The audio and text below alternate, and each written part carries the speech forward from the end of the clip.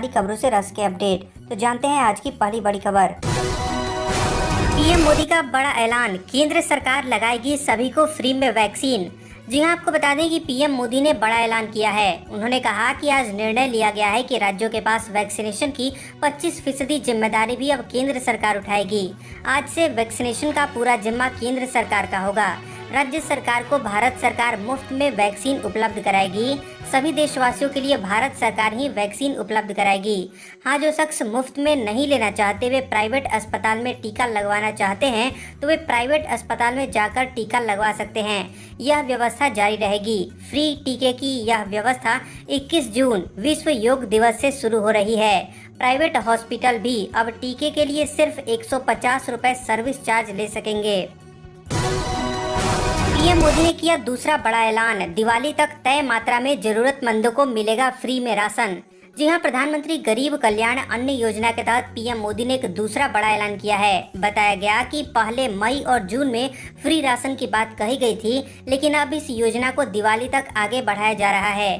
PM Modi ने कहा कि आज सरकार ने फैसला लिया है कि प्रधानमंत्री गरीब कल्याण अन्न योजना को अब दीपावली तक आगे बढ़ाया जाएगा। महामारी के इस समय में सरकार गरीब की हर जरूरत के साथ उसका साथी बनकर खड़ी है। यानी कि नवंबर तक 80 करोड़ से अधिक देशवासियों को हर महीने तय मात्रा में मुफ्त अनाज उपलब्ध होगा। सीएम अरविंद केजरीवाल ने जहां वोट वहां टीकाकरण अभियान का किया ऐलान। जी हां, आपको बता दें कि दिल्ली के मुख्यमंत्री अरविंद केजरीवाल ने कहा कि दिल्ली के मतदान केंद्रों को टीकाकरण केंद्रों में बदला जाएगा। जहां वोट वहां टीकाकरण अभियान के तहत बूथ स्तर के अधिकारी घर घर जाकर 45 वर्ष से अधिक आयु के लोगों के टीकाकरण के लिए स्लॉट बुक कराएंगे। केजरीवाल ने कहा कि दिल्ली में 45 वर्ष से अधिक उम्र के 57 लाख लोग हैं, जिनमें से 27 लाख को कोरोना वायरस रोधी टीके की पहली खुराक लगाई जा चुकी है, जबकि 30 लाख लोगों का अभी भी टीकाकरण नहीं हुआ है। अमेरिका में उठी भारत को मदद पहुंचाने की मांग तो बाइडेन सरकार से सांसद बोले, हमारे मित्र को ज्यादा कोविड वैक्सीन की जरूरत। जी हां, आपको बता दें कि अमेरिका में अनेक सांसद और गवर्नर ने बाइडेन प्रशासन से भारत को कोविड रोधी वैक्सीन और चिकित्सकीय सहायता की आपूर्ति सुनिश्चित करने का अनुरोध किया है।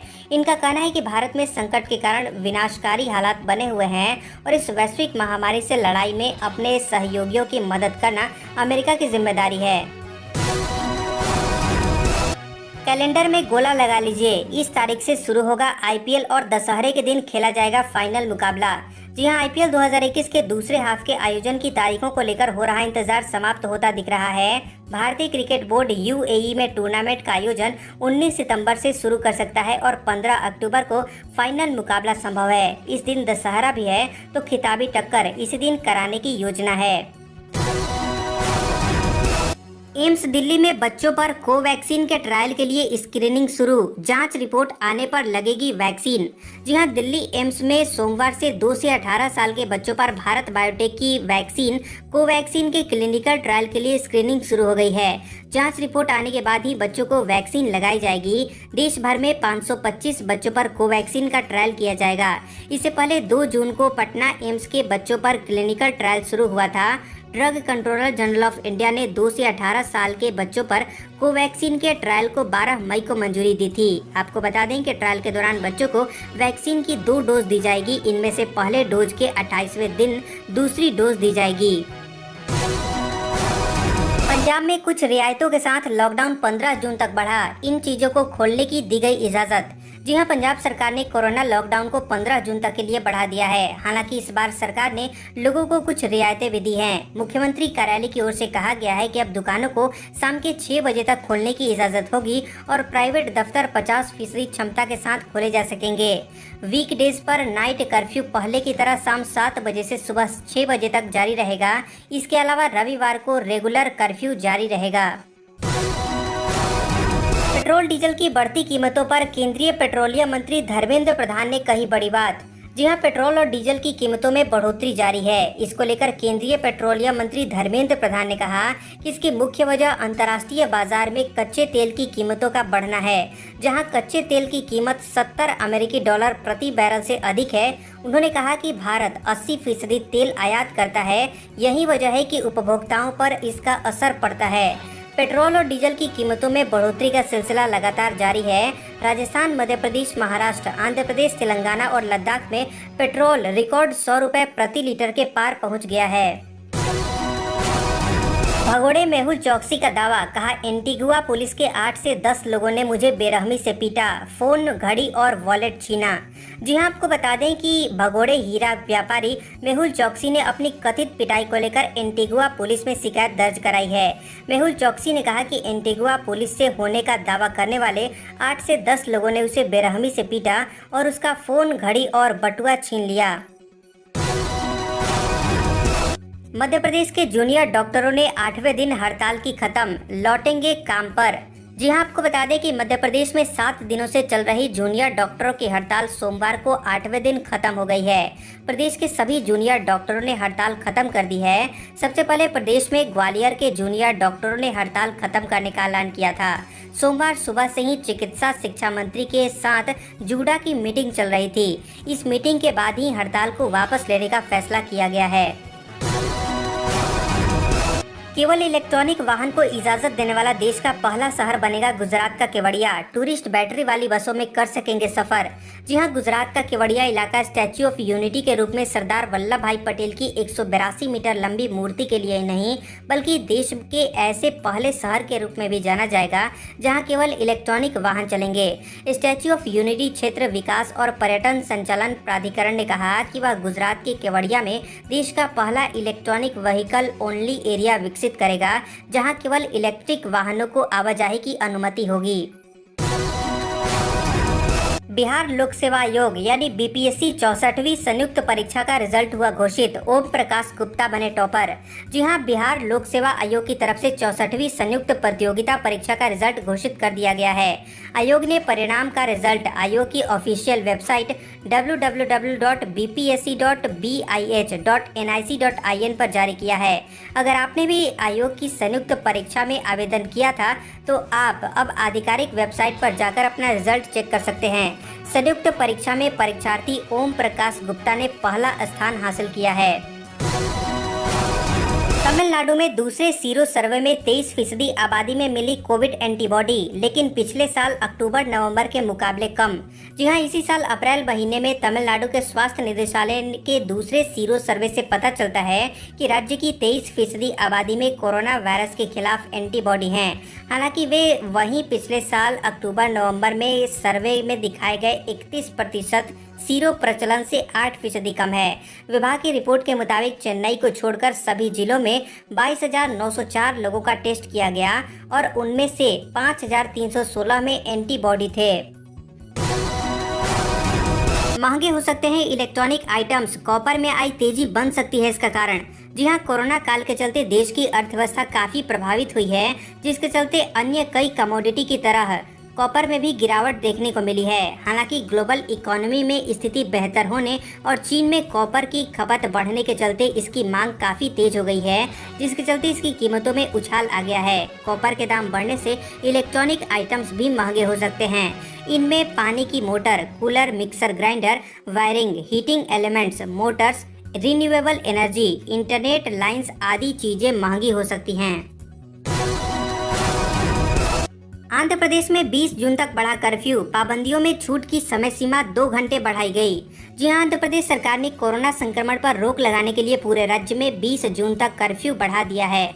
हालांकि कर्फ्यू की टाइमिंग में 2 घंटे की कटौती की गई है। अब कर्फ्यू में छूट का समय सुबह 6 बजे से दोपहर 2 बजे तक है। राज्य में कोविड संक्रमण को रोकने के लिए 5 मई को पहली बार कर्फ्यू लगाया गया था।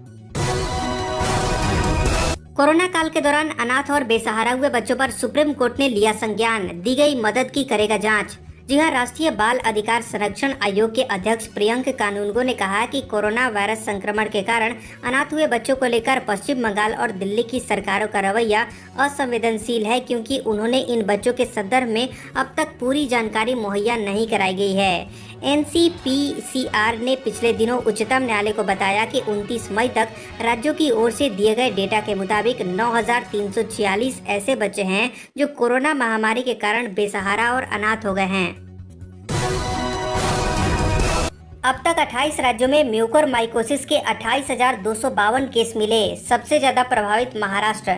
जी हां, केंद्रीय स्वास्थ्य मंत्रालय ने कहा कि अब तक 28 राज्यों से 28,252 म्यूकोरमाइकोसिस के मामले सामने आए हैं, जिसमें से 86% यानी 24,370 मामले कोरोना संक्रमित मरीजों में मिले हैं। इसके अलावा 62.3% यानी 17,601 मरीज डायबिटीज के हैं। उन्होंने कहा कि महाराष्ट्र में सबसे अधिक म्यूकोरमाइकोसिस के मामले मिले हैं। यहाँ 6,339 केस रिपोर्ट किए गए हैं, जबकि गुजरात में 5,486 मरीज मिले हैं। अनलॉक के बाद भी कम नहीं हो रही हैं प्रवासी मजदूरों की मुश्किलें। काम की तलाश में दिन रात कर रहे हैं संघर्ष। जी हां, कोरोना काल वैसे तो हर किसी के लिए संकटों से भरा रहा, लेकिन इस दौरान सबसे ज्यादा परेशानी अगर किसी को हुई है तो वह है प्रवासी मजदूर, जो 2 जून की रोटी के लिए अपने परिवार और अपने गांव से सैकड़ों किलोमीटर दूर काम की तलाश में आते हैं। साल 2021 में कोरोना की दूसरी लहर ने फिर एक बार उनको अपने गांव जाने के लिए मजबूर कर दिया। अब कोरोना के मामले कम हो गए हैं तो प्रवासी मजदूर काम की तलाश में शहरों का रुख कर रहे हैं, लेकिन उनकी परेशानी अब भी कम नहीं हो रही है। मजदूर काम की तलाश में आ रहे तो हैं, लेकिन काम मिलने में उन्हें काफी परेशानियों का सामना करना पड़ रहा है। वंशवाद के आरोप पर बिफरे ममता बनर्जी के भतीजे अभिषेक बनर्जी, कहा केंद्र सरकार बनाए कानून तो मैं दे दूंगा इस्तीफा। जी हां, बंगाल के सीएम ममता बनर्जी के भतीजे और टीएमसी के राष्ट्रीय महासचिव अभिषेक बनर्जी ने वंशवाद को लेकर की जा रही आलोचना पर हमला बोलते हुए कहा कि वह बहुत पहले से कहते आ रहे हैं कि एक परिवार से एक व्यक्ति ही राजनीति में आए। बीजेपी एक बड़ी पार्टी है, वह इस बारे में कानून बनाए तो वह पहले व्यक्ति होंगे जो पार्टी के पद से इस्तीफा दे देंगे।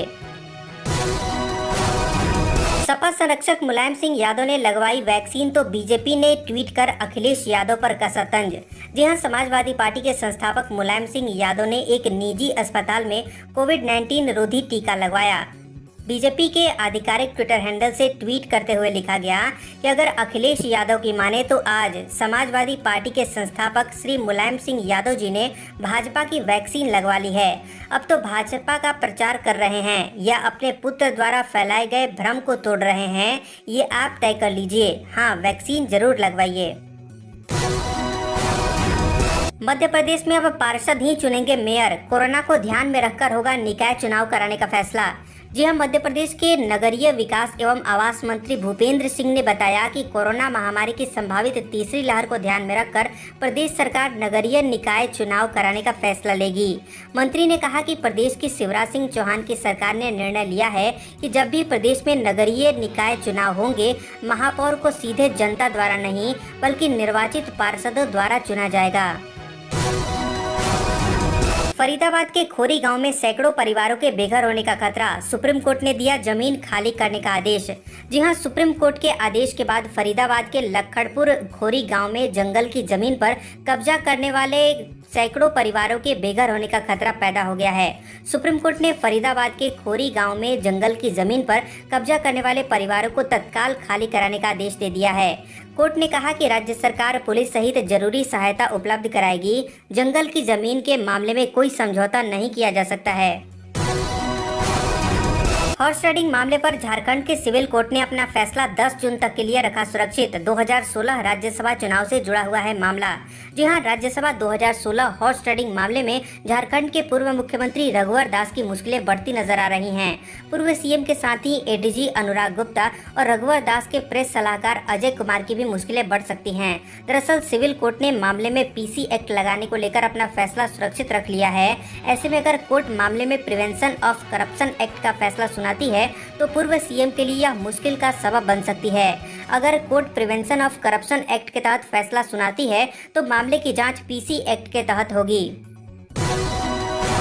अब हम अगले 24 घंटों के दौरान देश भर के संभावित मौसम पूर्वानुमान के बारे में बता रहे हैं। अगले 24 घंटों के दौरान पूर्वोत्तर भारत और अंडमान और निकोबार द्वीप समूह में हल्की से मध्यम बारिश हो सकती है और कुछ स्थानों पर भारी बारिश हो सकती है। केरल, तटीय कर्नाटक, कोंकण और गोवा, पूर्वी और दक्षिणी मध्य प्रदेश, गंगीय पश्चिम बंगाल, सिक्किम, तमिलनाडु के कुछ हिस्सों और तेलंगाना में हल्की से मध्यम बारिश हो सकती है। ओडिशा, आंध्र प्रदेश, छत्तीसगढ़, आंतरिक कर्नाटक, मध्य महाराष्ट्र के कुछ हिस्सों और गुजरात के कुछ हिस्सों में हल्की तथा 1-2 स्थानों पर मध्यम बारिश हो सकती है। पूर्वी राजस्थान, उत्तर प्रदेश, झारखंड, मराठवाड़ा और मध्य महाराष्ट्र में छिटपुट हल्की बारिश हो सकती है।